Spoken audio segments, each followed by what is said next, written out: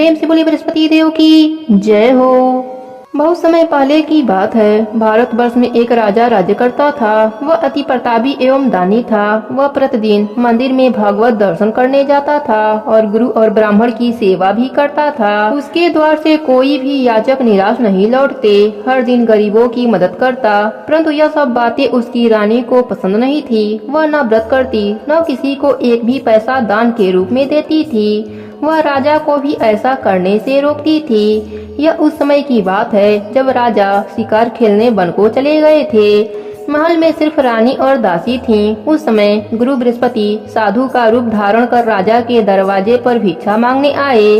साधु ने रानी से भिक्षा मांगी तो वह कहने लगी, हे साधु महाराज, मैं इस दान पुण्य से तंग आ गई हूँ। इस काम के लिए मेरे पतिदेव ही बहुत काफी हैं। अब आप ऐसी कृपा करें कि यह सारा धन नष्ट हो जाए ताकि मैं आराम से रह सकूं। साधु का भेष धरे बृहस्पति देव ने कहा, हे देवी, तुम बड़ी विचित्र हो। संतान और धन से कोई भी दुखी नहीं होता, सभी चाहते हैं इसे। पापी भी पुत्र और धन की इच्छा करता है। अगर तुम्हारे पास धन बहुत है तो भूखे मनुष्यों को भोजन कराओ, ब्राह्मणों को दान दो, प्याऊ लगवाओ, धर्मशालाएं बनवाओ, कुआं, तालाब, बावड़ी, बाग बगीचे आदि बनवाओ तथा निर्धनों की कुंवारी कन्याओं का विवाह कराओ, साथ ही यज्ञ आदि करो। इस प्रकार के कर्मों से आपके कुल का एवं आपका नाम लोक परलोक में प्रसिद्ध होगा एवं तुम्हें स्वर्ग की प्राप्ति भी होगी। किंतु वह मूर्ख रानी साधु की इन बातों से खुश नहीं हुई। वह बोली, हे साधु महाराज, मुझे ऐसी संपत्ति की आवश्यकता नहीं जो मेरे काम न आए तथा जिसको मैं अन्य लोगों को दान दूं, जिसको रखने और संभालने में ही सारा समय नष्ट हो जाए। साधु ने रानी को समझाने का बहुत प्रयास किया, परंतु रानी अपनी बात पर अड़िग रही। तब साधु ने कहा, हे देवी, यदि तुम्हारी ऐसी इच्छा है तो मैं तुम्हें जैसा बताता हूँ तुम वैसा ही करना। बृहस्पतिवार के दिन गोबर से घर को लीपना, अपने केसों को पीली मिट्टी से धोना, केसों को धोते समय स्नान करना, राजा से कहना कि वह भी हजामत बनवाए, भोजन में मांस मदिरा खाना, कपड़े धोबी के यहाँ धुलने को देना। इस तरह 7 बृहस्पतिवार निरंतर करने से तुम्हारा सब धन नष्ट हो जाएगा। ऐसा कहकर साधु रूपी बृहस्पति देव अंतर ध्यान हो गए। रानी ने साधु के कहे अनुसार ही 7 बृहस्पतिवार वैसा ही करने का विचार किया। साधु के बताए अनुसार करते हुए उसे केवल 3 बृहस्पतिवार ही बीते थे कि उसकी समस्त धन संपत्ति नष्ट हो गई। भोजन के लिए परिवार तरसने लगा तथा सांसारिक भोगों से दुखी रहने लगा। इस प्रकार से अभावग्रस्त जीवन से तंग आकर एक बार राजा रानी से कहने लगा कि हे रानी, तुम यहाँ पर रहो, मैं दूसरे देश को जाता हूँ। क्योंकि यहाँ पर मुझे सभी मनुष्य जानते हैं, इसलिए मैं यहाँ कोई कार्य नहीं कर सकता। देश चोरी परदेश भीख के समान है। ऐसा कहकर राजा परदेश को चला गया। वहाँ जंगल से लकड़ी काट कर लाता और उन्हें शहर में बेचकर अपना जीवन यापन करने लगा। राजा के जाने के पश्चात इधर उसके बिना रानी और दासियां दुखी रहने लगीं। किसी दिन भोजन मिलता तो किसी दिन जल पीकर ही रहना पड़ता। एक समय रानी और दासियों को 7 दिन बिना भोजन के व्यतीत हो गए तो रानी अपनी दासी से बोली, हे दासी, यहाँ पास ही के नगर में मेरी बहन रहती है जो बहुत धनवान है, तो उसके पास जा और वहाँ से 5 सेर बेझर मांग कर ला, जिससे कुछ समय के लिए गुजर बसर हो जाएगी। दासी उसकी बहन के पास गई। बृहस्पतिवार का दिन था। रानी की बहन उस समय ध्यान मग्न होकर पूजा कर रही थी। दासी ने रानी की बहन से कहा, हे रानी, मुझे आपके पास आपकी बहन ने भेजा है, मुझे 5 सेर बेझर दे दो। दासी ने अपनी बात अनेक बार कही, परंतु रानी की बहन ने कोई उत्तर नहीं दिया, क्योंकि वह उस समय बृहस्पतिवार की कथा सुन रही थी। रानी की बहन से जब दासी को कोई उत्तर नहीं मिला तो वह अति दुखी हुई। उसे क्रोध भी बहुत आया। लौटकर वह रानी से बोली, हे रानी, आपकी बहन बहुत धनी स्त्री है, परंतु वह बहुत घमंडी भी है। वह छोटे लोगों से बात भी नहीं करती। 5 सेर बेझर देने के लिए मैंने उससे बहुत कहा, परंतु उसने कोई उत्तर नहीं दिया। इस प्रकार मुझे निराश एवं खाली हाथ लौटना पड़ा। रानी बोली, हे दासी, इसमें मेरी बहन का किसी प्रकार से कोई दोष नहीं है। जब बुरे दिन आते हैं तब कोई सहारा नहीं देता, अपने पराये हो जाते हैं। अच्छे बुरे का ज्ञान विपत्ति में होती है। जो ईश्वर की इच्छा होगी वही होगा। यह सब हमारे भाग्य का दोष है। उधर पूजा समाप्त होने के पश्चात रानी की बहन ने सोचा कि मेरी बहन की दासी आई थी, परंतु मैंने उसे कोई उत्तर नहीं दिया। इससे वह बहुत दुखी हुई होगी। कथा सुनकर तथा विष्णु भगवान का प्रसाद ग्रहण कर वह अपने बहन के घर गई तथा बोली, हे बहन, मैं बृहस्पतिवार का व्रत कर रही थी, तुम्हारी दासी आई, परंतु कथा समाप्त होने से पूर्व न उठते हैं न बोलते हैं, इसलिए मैं नहीं बोली। बताओ दासी किस कार्य से मेरे पास गई थी? रानी बोली, बहन, हमारे घर अनाज नहीं था तथा राजा प्रदेश गए हुए हैं। वैसे तुमसे कोई बात छिपी नहीं है, इस कारण मैंने दासी को तुम्हारे पास 500 बेझड़ लेने के लिए भेजा था। इस पर रानी की बहन बोली, हे बहन, बृहस्पति देव सबको मनवांछित फल देते हैं। देखो, शायद तुम्हारे घर के किसी कोने में अनाज रखा हो। यह सुनकर रानी की दासी घर के अंदर गई तो वहाँ एक घड़ा बेजर का भरा हुआ मिला।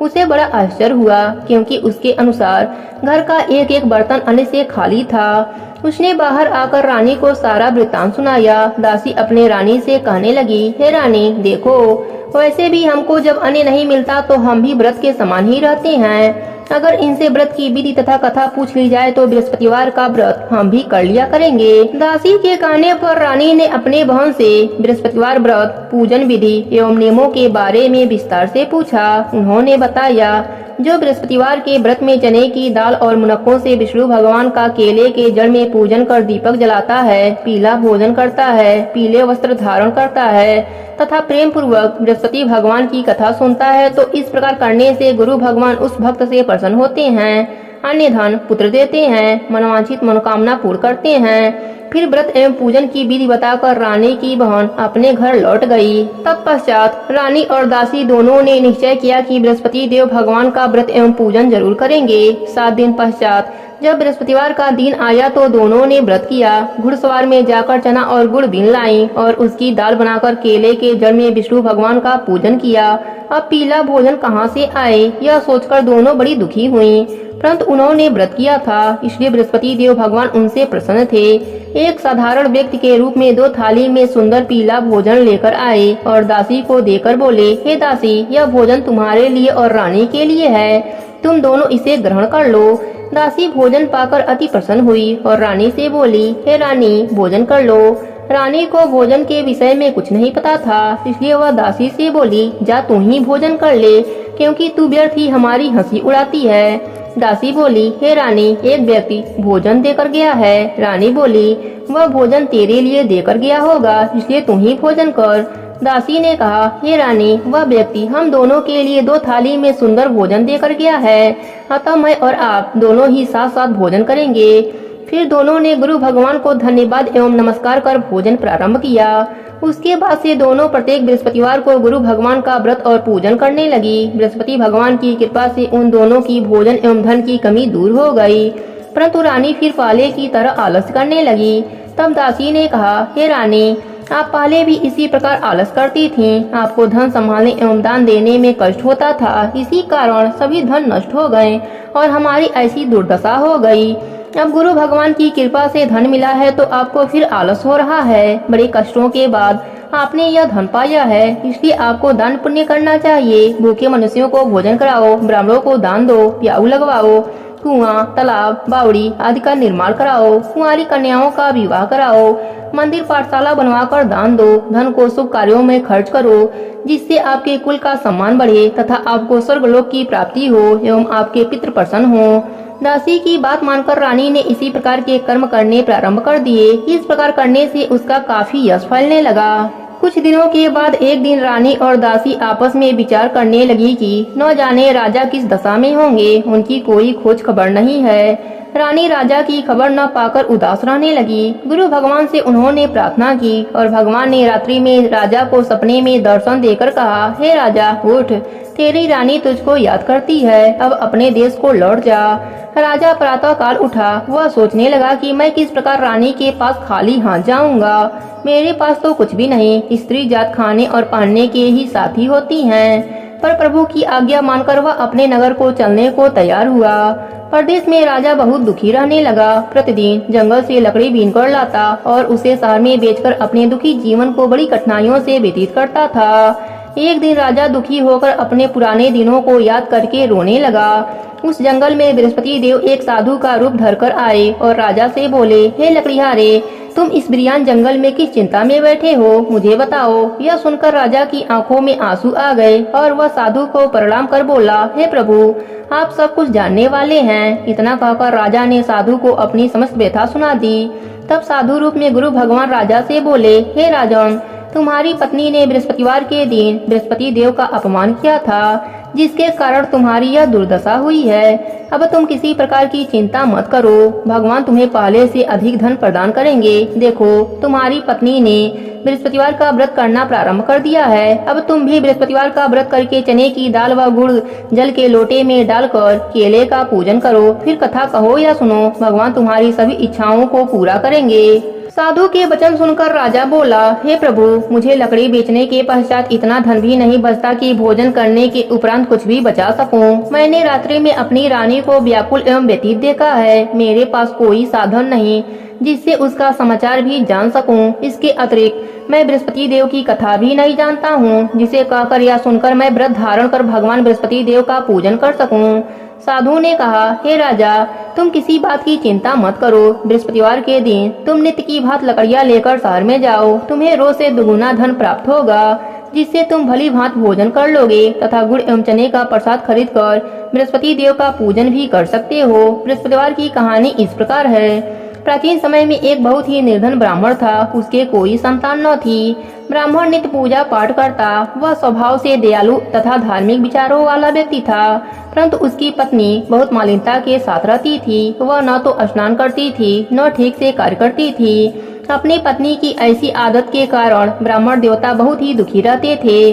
वह अपने पत्नी को बहुत समझाते, किंतु उसका कोई परिणाम न निकलता। भगवान की कृपा से ब्राह्मण की स्त्री के कन्या उत्पन्न हुई। वह कन्या ब्राह्मण के घर में बड़ी होने लगी।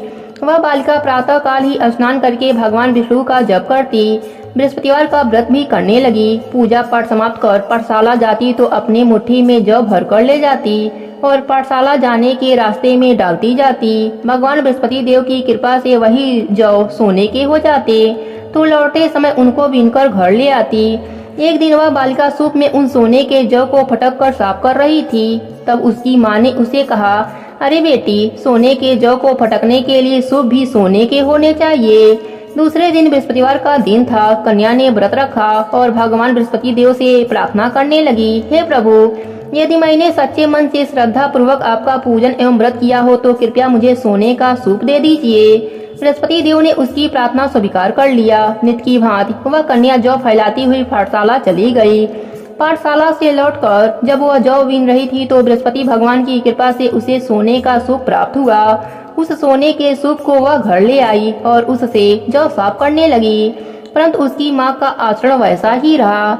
एक दिन वह कन्या सोने के सूप में जौ फटक रही थी। उसी समय अचानक उस नगर का राजकुमार वहाँ से होकर निकला।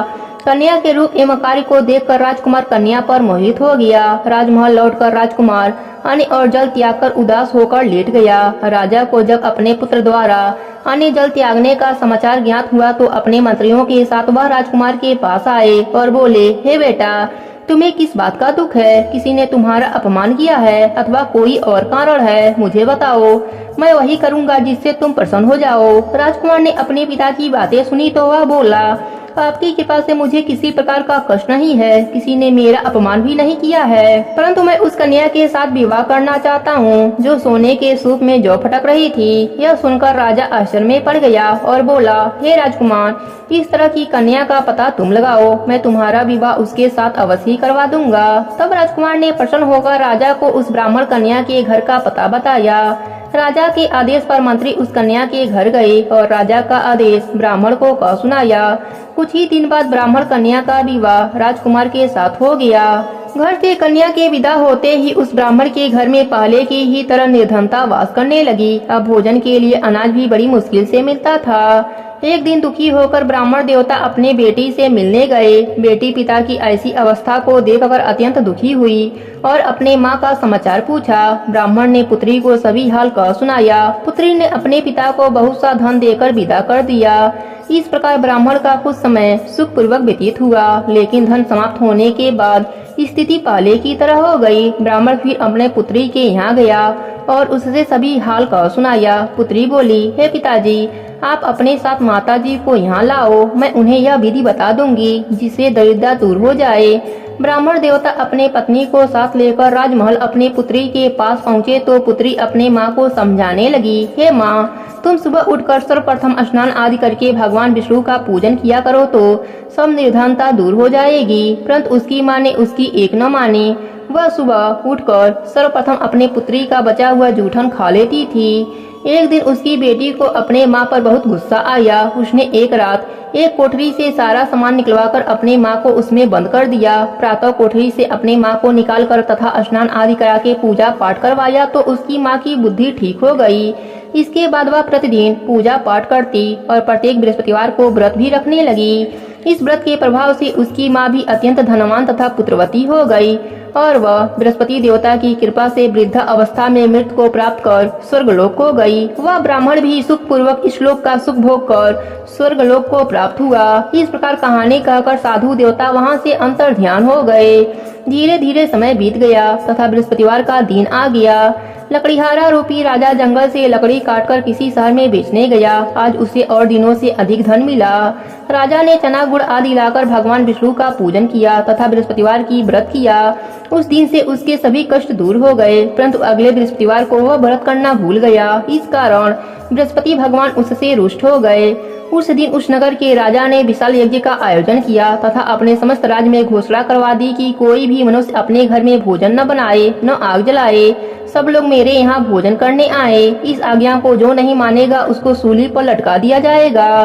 राजा की आज्ञा अनुसार राज्य के सभी निवासी राजा के भोज में सम्मिलित होने गए, परंतु लकड़ीहारा कुछ विलम्ब से पहुंचा, इसलिए राजा उसको भोजन कराने अपने साथ महल में ले गए। जब राजा लकड़ीहारे को भोजन करा रहे थे तो रानी की दृष्टि उस खूंटी पर पड़ी जिस पर उसका 9 लखा हार टंगा हुआ था। उसे हार खूंटी पर लटका नहीं दिखाई दिया। रानी को निश्चय हो गया कि मेरा हार इस लकड़ीहारे ने चुरा लिया है। उसी समय रानी की जिद पर राजा ने सैनिक बुलाकर लकड़ीहारे को जेल में डलवा दिया। जेल खाने में बंद हुआ लकड़ीहारा बहुत दुखी होकर विचार करने लगा कि न जाने कौन से पूर्व जन्म के कुकर्म से मुझे यह दुख प्राप्त हुआ है। जेल में बंद लकड़ीहारा भगवान बृहस्पति देव को याद करने लगा। तत्काल बृहस्पति देव साधु के रूप में प्रकट हो गए और उसकी दशा देखकर कहने लगे, अरे मूर्ख, तू बृहस्पतिवार को बृहस्पति देव की कथा करना एवं व्रत करना भूल गया, इसी कारण तुझे दुख प्राप्त हुआ है। अब किसी प्रकार की चिंता मत करना। बृहस्पतिवार के दिन जेल खाने के दरवाजे पर तुझे 4 पैसे पड़े मिलेंगे। तू उन पैसों से प्रसाद मंगाना। भगवान बृहस्पति देव का पूजन एवं कथा कहना, कथा का प्रसाद स्वयं भी ग्रहण करना तथा दूसरों को भी खिलाना। इस प्रकार करने से तुम्हारे सभी कष्ट दूर हो जाएंगे।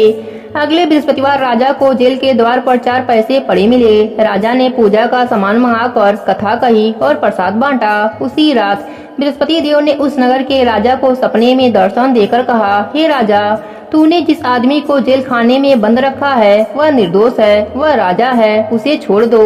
रानी का 9 लखा हार उसी खूंटी पर टंगा हुआ है। अगर तू ऐसा नहीं करेगा तो मैं तेरे को नष्ट कर दूंगा। राजा सुबह उठा और खूंटी पर हार टंगा देखकर लकड़ीहारे को बुलाकर उससे क्षमा याचना की तथा राजा के योग्य सुंदर वस्त्र आभूषण भेंट कर उसे विदा किया। बृहस्पति देव की आज्ञा अनुसार राजा अपने नगर को चल दिया। जब वह नगर के निकट पहुंचा तो उसे बहुत आश्चर्य हुआ। वहां पहले से अधिक तालाब, बाग और कुएं तथा बहुत सी धर्मशालाएं, मंदिर आदि बने हुए थे। राजा ने जब नगरवासियों से पूछा कि यह बाग, तालाब, धर्मशालाएं एवं कुएं किसके द्वारा बनवाए गए हैं, तब नगर के सब लोग कहने लगे कि यह सब रानी और दासी द्वारा बनवाए गए हैं। राजा को बहुत आश्चर्य हुआ, परंतु क्रोध भी बहुत आया। जब रानी ने यह खबर सुना कि राजा आ रहे हैं तो उसने दासी से कहा कि हे दासी, देख, राजा हमें अति दीन अवस्था में छोड़ गए थे। वह हमारी ऐसी हालत देखकर कहीं द्वार से ही न लौट जाएं, इसलिए तू जा, द्वार पर खड़ी हो जा। रानी की आज्ञा अनुसार दासी दरवाजे पर खड़ी हो गई। जब राजा आए तो उन्हें अपने साथ महल में लिवा आई। तब राजा ने क्रोध करके अपनी तलवार निकाली तथा रानी से पूछा, बताओ, इतना धन तुम्हें किस प्रकार प्राप्त हुआ है? तब रानी ने बताया कि हमें यह सब धन बृहस्पति देव के व्रत के प्रभाव से प्राप्त हुआ है। अब राजा ने निश्चय किया कि 7 दिन बाद तो सभी बृहस्पति देव का पूजन करते हैं, परंतु मैं प्रतिदिन दिन में 3 बार कथा कहा करूंगा तथा नित्य व्रत किया करूंगा। अब हर समय राजा के दुपट्टे में चने की दाल बधी रहती तथा दिन में 3 बार कथा कहता। ऐसे ही एक दिन राजा ने विचार किया कि चलो अपने बहन के यहाँ हो आऊं। ऐसा निश्चय कर राजा घोड़े पर सवार होकर अपने बहन के यहाँ चल दिया। मार्ग में उसने देखा कि कुछ आदमी एक मुर्दे को ले जा रहे हैं। उन्हें रोककर वह कहने लगा, अरे भाइयों, कुछ देर मेरी बृहस्पति देव की कथा सुन लो। वे बोले, लो, हमारा तो आदमी मर गया है, इसकी अपनी कथा की पड़ी है। परंतु कुछ आदमी बोले, अच्छा कहो, हम तुम्हारी कथा भी सुनेंगे। राजा ने दाल निकाली और कथा करनी शुरू कर दी। जब कथा आधी हो गई तो मुर्दा हिलने लगा और जब कथा समाप्त हुई तो राम राम करके वह मुर्दा उठ बैठा। राजा आगे चला।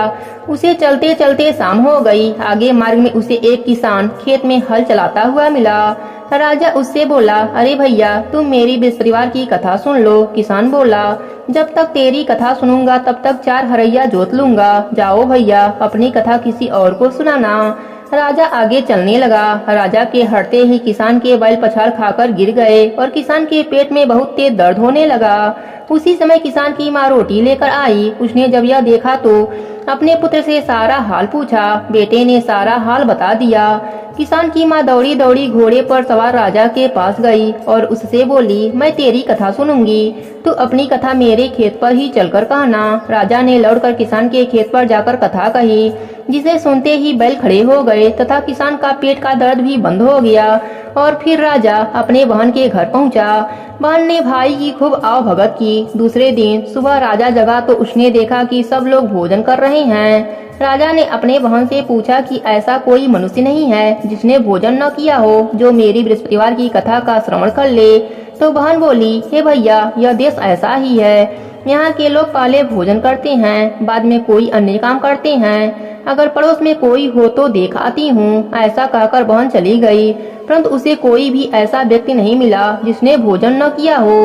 वह एक कुम्हार के घर गई जिसका लड़का बीमार था। उसे अभी पता चला कि उसके यहाँ 3 दिन से किसी ने भोजन नहीं किया है। राजा की बहन ने अपने भाई की कथा सुनने के लिए कुम्हार से आग्रह किया तो वह तैयार हो गए। राजा ने जाकर बृहस्पतिवार की कथा कही, जिसको सुनकर कुम्हार का लड़का ठीक हो गया। अब तो राजा की हर ओर प्रशंसा होने लगी। कुछ दिन बाद एक दिन राजा ने अपने बहन से कहा, हे बहन, मैं अपने नगर को जाऊंगा, तुम भी तैयार हो जाओ। राजा की बहन ने अपने सास से अपने भाई के साथ जाने की आज्ञा मांगी। सास बोली, चली जा, परंतु अपने लड़कों को यही छोड़ जाना, क्योंकि तेरे भाई के कोई संतान नहीं है। बहन ने भाई से कहा, हे भैया, मैं तो चलूंगी, परंतु कोई बालक नहीं जाएंगे। राजा ने कहा, जब कोई बालक साथ नहीं चलेगा तब तुम क्या करोगी? दुखी मन से राजा अपने नगर को लौट आया। राजा अपनी रानी से बोला, हम निर्वंशी हैं, हमारा मुंह देखना भी धर्म नहीं है। वह उदास होकर बिना भोजन किए सैया पर लेट गया। रानी बोली, हे प्रभु, भगवान बृहस्पति देव ने हमें सब कुछ दिया है, वे हमें संतान भी अवश्य देंगे। उसी रात बृहस्पति देव ने राजा को सपने में दर्शन देकर कहा, हे राजा, उठ, सभी सोच त्याग दे, तेरी रानी गर्भवती है। राजा को यह जानकर अति प्रशंसा हुई। 9वें महीने रानी के गर्भ से एक सुंदर पुत्र रूपी रत्न पैदा हुआ। तब राजा बोला, हे रानी, स्त्री बिना भोजन के रह सकती है, परंतु बिना कहे नहीं रह सकती। जब मेरी बहन आए तो तुम उससे कुछ मत कहना। रानी ने हाँ कह दिया। और जब राजा की बहन ने यह शुभ समाचार सुना तो वह अति प्रसन्न हुई तथा बधाई लेकर अपने भाई के यहाँ आई। तब रानी ने कहा, घोड़ा चढ़कर नहीं आई, गधा चढ़कर आई। राजा की बहन बोली, भाई, मैं इस प्रकार न कहती तो तुम्हें औलाद कैसे मिलती? भगवान बृहस्पति देव ऐसे ही हैं, जैसी जिसके मन में कामनाएं हैं सभी को पूर्ण कर मनवांछित फल देते हैं। जो श्रद्धा पूर्वक बृहस्पतिवार का व्रत करता है, कथा पढ़ता है अथवा सुनता है और दूसरों को सुनाता है, बृहस्पति देव उसकी सभी मनोकामना पूर्ण करते हैं। बृहस्पति देव उसकी सदैव रक्षा करते हैं। जैसे रानी और राजा ने बृहस्पति देव की कथा का गुणगान किया, उनकी सभी इच्छाएं बृहस्पति देव ने पूरा की। इसलिए सबको कथा कहने अथवा सुनने के बाद बृहस्पति भगवान का प्रसाद ग्रहण करना चाहिए तथा सच्चे मन एवं भावना से भगवान बृहस्पति देव का मनन करते हुए उनकी सदा जय जयकार करनी चाहिए। प्रेम से बोले बृहस्पति देव की जय हो। प्रेम से बोले बृहस्पति देव की जय हो। जय बृहस्पति देवा, ओम जय बृहस्पति देवा। छिन्न छिन्न भोग लगाऊं कदली फल मेवा। तुम पूर्ण परमात्मा, तुम अंतर्यामी, जगत पिता जगदीश्वर, तुम सबके स्वामी। जय बृहस्पति देवा, ओम जय बृहस्पति देवा। छिन्न छिन्न भोग लगाऊं कदली फल मेवा। चरणामृत निज निर्मल सब पातक हरता। सकल मनोरथ दायक कृपा करो भरता। जय बृहस्पति देवा ओम जय बृहस्पति देवा, छिन्न छिन्न भोग लगाऊं कदली फल मेवा। तनि मनि धनि अर्पण करे जो जन शरण पड़े, प्रभु प्रकट तब हो करे आकर द्वारे खड़े। ओम जय बृहस्पति देवा ओम जय बृहस्पति देवा, छिन्न छिन्न भोग लगाऊं कदली फल मेवा। दीन दयाल दयानिधि भक्तन हितकारी, पापे दोष सब हरता भव बंधन हारी। जय बृहस्पति देवा ओम जय बृहस्पति देवा, छिन्न छिन्न भोग लगाऊं कदली फल मेवा। सकल मनोरथ दायक सब संशय हारी, विषय विकारे मिटाओ संतन सुखकारी। जय बृहस्पति देवा ओम जय बृहस्पति देवा, छिन्न छिन्न भोग लगाऊं कदली फल मेवा। जो कोई आरती तेरी प्रेम सहित गावे, जेठानंद आनंद कर सो निश्चय पावे। जय बृहस्पति देवा ओम जय बृहस्पति देवा, छिन्न छिन्न भोग लगाऊं कदली फल मेवा। सब प्रेम से बोले विष्णु भगवान की जय हो, बृहस्पति देव की जय हो। ओम जय जगदीश हरे प्रभु जय जगदीश हरे, भक्त जनन के संकट क्षण में दूर करें। जो ध्यामे फल पावे दुख बिन से मन का, सुख संपत्ति घर आवे कष्ट मिटे तन का। ओम जय जगदीश हरे प्रभु जय जगदीश हरे, भक्त जनन के संकट क्षण में दूर करें। मात पिता तुम मेरे शरण गहूँ किसकी, तुम बिन और न दूजा आस करूँ जिसकी। ओम जय जगदीश हरे प्रभु जय जगदीश हरे, भक्त जनन के संकट क्षण में दूर करें। तुम पूर्ण परमात्मा तुम अंतर्यामी, पार ब्रह्म परमेश्वर तुम सबके स्वामी। ओम जय जगदीश हरे प्रभु जय जगदीश हरे, भक्त जनन के संकट क्षण में दूर करें। तुम करुणा के सागर तुम पालन करता, मैं मूर्ख खल कामी कृपा करो भरता। ओम जय जगदीश हरे प्रभु जय जगदीश हरे, भक्त जनन के संकट क्षण में दूर करें।